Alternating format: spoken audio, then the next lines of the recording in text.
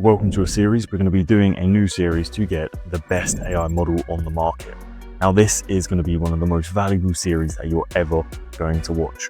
Now, AI influencers are taking over the internet currently, so it's very important that you understand how to make a good quality model and how to succeed with this model. And that's what this series is going to be going on about. We're going to be covering how to make LoRAs, how to train a data set, and how to go over all the other things that you guys are going to need to know to be able to make the 1010 model, like the ones that are most likely popping up on the screen now. So if you have already made a basic model and need to upgrade, or you're looking to jump into it from scratch, I'm going to be teaching you basically a nerd-free way to make AI influencers without all the hassle, all the coding, and all the complicated stuff that you normally need to know to make the best model. I'm going to be bypassing all of that, teaching you the easiest and the best ways to effectively succeed within this business model. So make sure you follow along this series. In this series, I'm going to be dropping a lot of valuable stuff in the description. So if you check down below, there's going to be a lot of links that you can go to. This is going to be very valuable things such as free skin enhancers, maybe even free workflows. I'm going to be dropping down there for you guys to then use and also use and get. I'm going to get into the tutorial now, just a step-by-step process on how to get through everything within this series so that you understand what we're going to be doing throughout the next month. So let's get into this. I've created this document here, which is pretty much every single step that I'm going to be creating a YouTube video on over the next few weeks. So we're going to be going from basically 0 to 100 or 0 to hero over these next, let's say 3-4 weeks. And this is going to be the process. So I'm going to talk you through each individual step. So I'm going to talk you through each individual step today with an easy route, a hard route, and then obviously an option at the end where you can basically do anything with this content. So let's get into it. It's not going to be too in-depth, but it's going to give you a good understanding of all the terminology and all the information you need to know to be able to start this process and then basically choose if you would like to start it or not. But let's get into it. So the start process of designing your AI model. This is what we're going to be covering today. So step 1 is going to be finding out the personality of the model. Now, this is very, very important to do before you start. A lot of people jump into it, don't really think about anything, and they just do, no market research. It's like, right, I'm going to make a blonde hair, blue-eyed model and just start cracking on. This has happened for the last 2-3 years. I've been watching it happen, and everyone that does it doesn't fail, but they end up going into a niche eventually because they have no personality. It's literally just like a blonde hair, blue-eyed model. It's pointless. So we want to establish a niche, like a style, obviously a gender of your model, so male, female, or whatever other that you want to mention. I'm not going to even try with the terminology they use, but yeah, you want to select all of this for your model. The most obvious one that we all know is obviously Aitana. She's got pink hair and she's got quite a wide personality, sporty, gamer, that kind of thing. Now, this model is probably the most famous, successful AI model there is. Maybe not so much on, let's say, like sites like FanView or OnlyFans, but she does obviously a very, very good job in terms of brand deals and actual modeling, making millions of dollars per year from brand deals of Barcelona, Nike, probably a few others that I can't even remember, but this is the most successful AI model. So any kind of a personality trait or niche. So it's very obvious her kind of personality and niche, because it's within her brand deals and also it's within her personality. She's got pink hair. She stands out. Does that mean that everyone's model needs to have a luminous green hair or, whatever? No, they don't. But this is just a prime example of an effective way of styling your model so that you can get a lot of money out of them. So this first step is very, very important. You can even just have a play around with a few generations and try get certain styles and niches and see what you like. But I would definitely recommend doing a bit of market research and identifying what people want to see and also be able to keep your doors open. So I wouldn't narrow it down into a very micro niche. I would keep it quite general so you have lots of opportunity to be able to expand into other areas. For example, keep it into a sport niche rather than going into a badminton niche or table tennis or something. Keeping that general for sport means that you've got more opportunity to get brand deals with many other places or even funnel customers to your FanView page. So that is obviously step number 1, and it is a very important step. So let's try nail that before we move on. Step number 2 would be creating your data set. Now in this video today, what I'm going to be doing is going over a few terminologies such as dataset, LoRA, and stuff like that, so you guys understand what I'm actually going on about. Now a dataset is basically a collective of images. Now if I look down here, this is similar to what a dataset would be like, but about 40 to 50 images. Now a dataset is a combination of the same model or a similar looking model with different facial expressions, different poses, different angles, different lightings. All of this kind of stuff is going to be used as a dataset to train your first LoRA. Now the dataset is normally very hard to get your hands on and often requires quite a bit of editing, a lot of trial and error, and a lot of inconsistent generation. But we'll go over a long lesson on how to get a good dataset or a good collective of images that we can then train our LoRA with. Now a LoRA is basically taking all of the information from these images and then putting it into a little, let's say, tick box. So then whenever you want to replicate what you've created in all of these images, you can do so by just ticking that tick box and it's going to replicate the consistent model. So I've done a video on definitions before, so I can probably link that in the description, but LoRAs are very, very, very important when it comes to AI creation because this is how you're going to get a consistent model. Without a LoRA, you're not going to get a consistent model and you're going to struggle. If you've got a bad LoRA, it's going to be very hard to get consistent images and most likely have very low quality images. However, if you've got a good LoRA, you'll be absolutely fine. You'll be able to smash out AI images like there's no tomorrow and you'll be, flying ahead. The LoRA quality depends on the quality of the dataset. So these images that we feed into the AI. So very, very, very important we get datasets and LoRAs correct. And this is why it's step 2, because if we leave it till later on, we won't do a great job. So get them images, which once again, I'll go for a whole lesson on how to do this and it'll help. But having diverse facial expressions and all these different positions is going to help significantly when it comes to creating a LoRA. So that's step 2. This, let's jump back a little bit. So step 2, it often does require quite a lot of editing. So if you have never used Photoshop or you have never used any kind of face editing softwares like FaceApp, maybe Facetune, you're most likely going to be doing that in this video or in this step here, step 2. So make sure that you go and have a little review of that. So we'll be doing editing near the end as well. So we'll learn how to edit your images on number 7. But let's get into step number 3. Now this is actually making your LoRA. Just to make it even more complicated for all of you guys, there's so many different ways of making a LoRA, which is fucking brilliant. I wish there was one. I wish there was one perfect way where people just make a LoRA and you're done, but there's not. There's many different softwares and there's many different ways of doing so. I'm going to be showing you one easy route, which will take us to platforms that we're going to be using here. And I'm also going to show you a slightly harder route, which is going to take us down the comfy kind of way. The harder route I definitely do advise, but if you guys are just trying to get like 2 or 3 images or like the occasional image for marketing, then you're probably going to want to stick with the easy route. However, if you're looking to do AI influencers or get on FanView or anything like this, then obviously start to look at the harder route. It's going to be very important. If you are going to take this seriously and go for an AI influencer, I do advise the harder route. Like, I can make it as easy as possible, but it is obviously a lot harder and you will need to learn a little bit more, but it will be, there's a massive return. There's a massive difference. So let's go over what a LoRA is. So I've kind of explained what a LoRA is, but what are the softwares that we're going to be using? So I'm not going to list them out word by word, but some of them are just basic online softwares where you just upload a few of your images or upload your data set, click generate, and in 5 minutes you get a LoRA. Simple as that. It's normally not very high quality, so this is where the easier kind of method comes in. However, what you can do for slightly harder LoRAs is train 2 or 3 LoRAs from the data sets that you've made, and then combine all of these together and have like a final end product, which is going to be very good.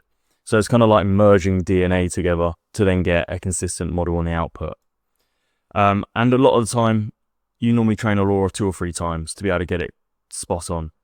This may drop the quality a little bit, but once again, if you're doing the advanced, harder method, which we'll cover in this video, then you should be absolutely fine. But LoRAs are extremely important. With AI generators across the board, what you put in determines the quality of what you put out. And the LoRA is the main factor that we're going to be putting in. Anyways, let's go on to step 4. We'll start off with the easy method and we'll cover these two, and then we'll drop back down to the harder method. So the easier method is obviously getting to step 4, you need to perfect your LoRA.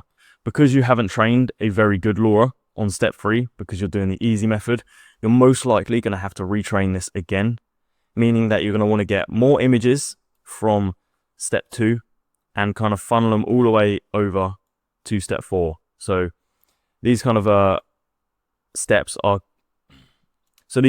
here are kind of combined together, because you want to get more images to put into your LoRA again, because this first initial LoRA you haven't trained very well. So basically, step 4 on the easy method, you're going to be retraining your LoRA with a better, high quality data set so that your LoRA is better. You can just carry on with that first basic LoRA that you created in step 3, but I can tell you now, you're not going to be happy with the results. So you're going to want to retrain this. And then step 5 is simply just start printing these images. We're going to be using basic prompt softwares, so you're not going to have to set up any workflows. All you need to do is type in a prompt or insert a reference image and click generate. Easy as that, and you're going to get an output, which is great. Once again, quality is a little bit lower, but it's so easy, and the method here is very efficient. You can do all of this in one day. It's not hard. So that's the easy route. The harder route, like I mentioned here, is going to take a little bit longer. Depends on how well set up you are, is going to depend on how long it takes. Now, for my students, what I normally do is I give them this workflow, I give them the software, I give them everything set up. So all they need to do is download it and start working. That's pretty much it. So it takes them less than a week to do all of this. However, yourself doing this hard route, it may take around about a month just to perfect everything and get it going. Maybe a little bit less, maybe a little bit more. It depends on how techy you are with everything. So the software that we're going to be using is comfy.ui. Now, a lot of people get confused with this. They think that this is just a basic app that you just Google and it's just on the browser here. It's not. Comfy.ui is actually a software. So this isn't something that you're just going to be able to find in Google. You're going to need a good computer to be able to run this. And this normally takes quite a lot of power and storage to work on. However, there is a small loophole on how to use comfy.ui without having a strong laptop. However, there is a loophole on how to use comfy.ui without having a very big supercomputer. You can do this on a laptop. I do this on a laptop. It's absolutely fine. So you can use sites like Mimic PC or Run Diffusion or Run Pod. All of these have an online GPU. So let me just explain this. Comfy.ui is a software that requires a graphic card, high VRAM, and a good amount of storage on your device because it is quite a big software. We're looking around 100 gigabytes if you want to get the workflow set up as well. So if you don't have these free, then you're going to want to use softwares online which allow you to open this software in like a container, let's say, or like an online computer. It's quite weird, but that is what you'll be doing if you haven't got a advanced computer, which is absolutely fine. And once again, in this lesson, I'll be showing you how to do this. So anyone can do this from a Mac. They can do it from a laptop, Windows, anything like that. That is a device that isn't a mobile phone. You can do this and it's absolutely fine. It just might cost you a little bit more money. In terms of how much it costs to run Comfy, if you download it locally, so onto your device, so if you have a big PC, you can do this for absolutely free. It doesn't cost anything. However, if you don't have a big device and you have like a laptop or something, it's only like $1 or $2 per hour. So it's not that expensive. It's actually very cheap in comparison to a lot of other softwares. So once again, it's very good. In terms of setting up a workflow. Now a workflow is something similar to this. Very techy, very advanced. Now you may be thinking, yeah, fuck that. I'm not going to make one of them. Admittedly, I said the exact same thing and I didn't even touch Comfy for about the first year and a half of working in this space because I could not be asked to set all of this up.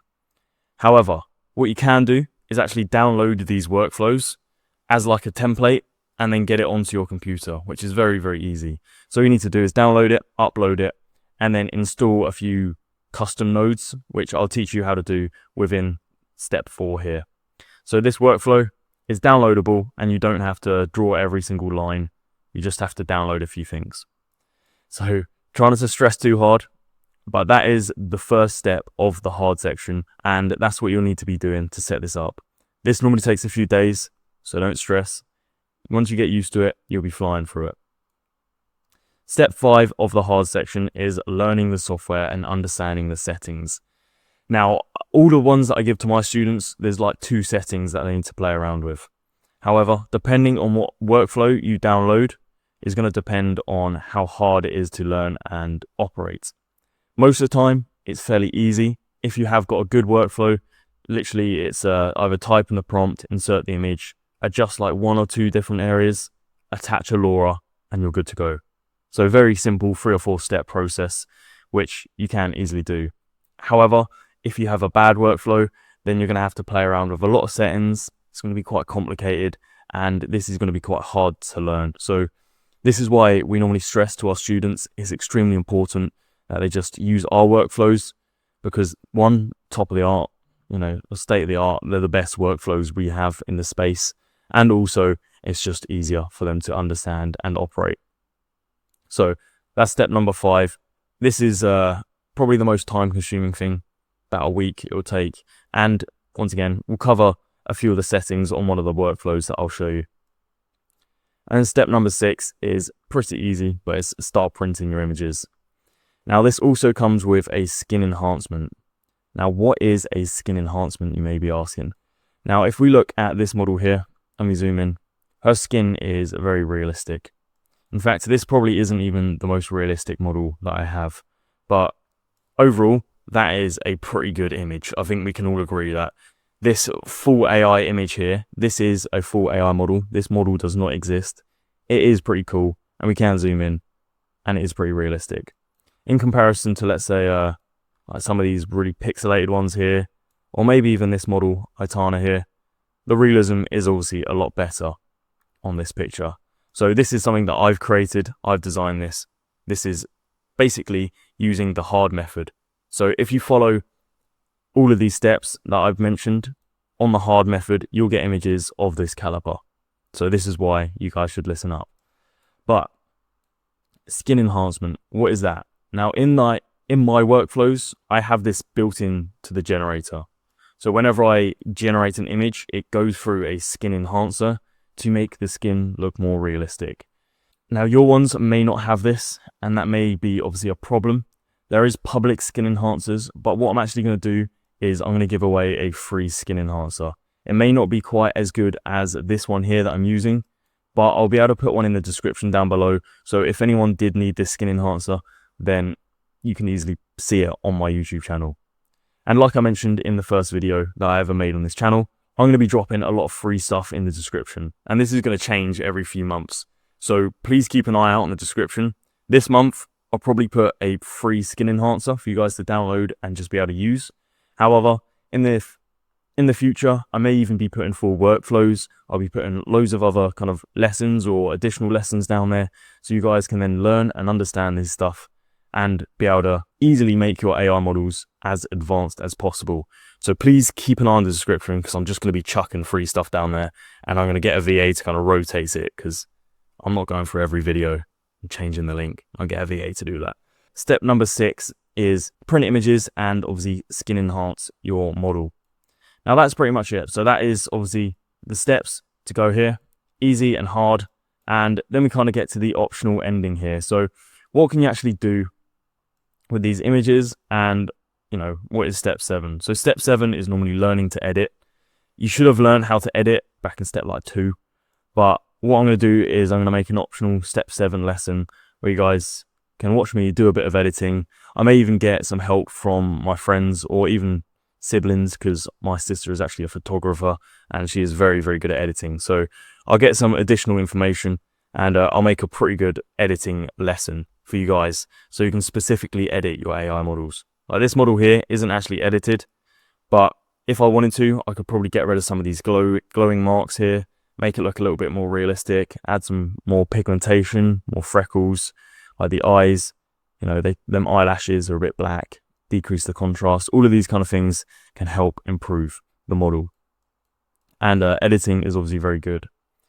If you do the easy method, so this kind of yellow route up here, you're going to be doing a lot of editing. Just bear that in mind.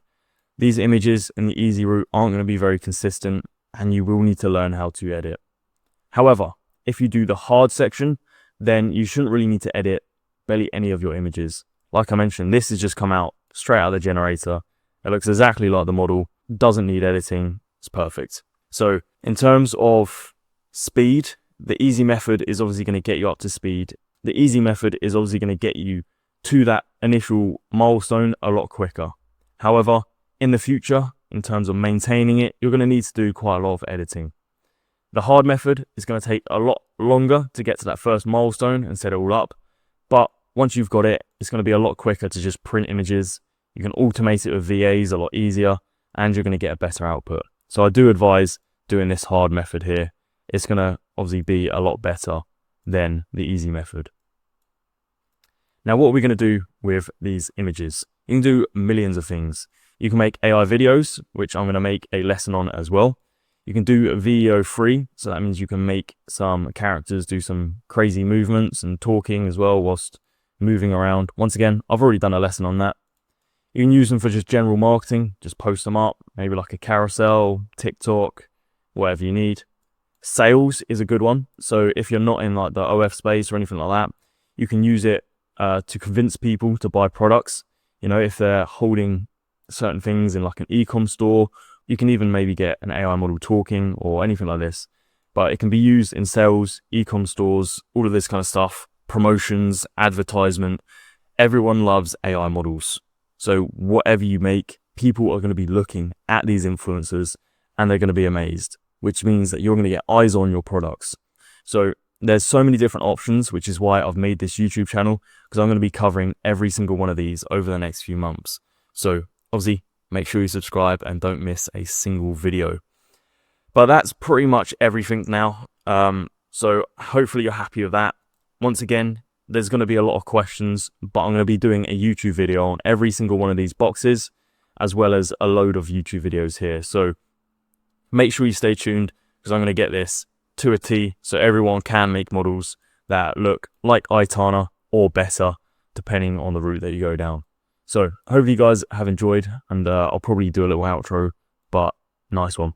So hopefully you all enjoyed and took some knowledge from this lesson. I know it was quite a long one, so if you've got to here, well done for sticking with it. However, I'm not done providing value. In the description is going to be all the things that you need to be able to succeed.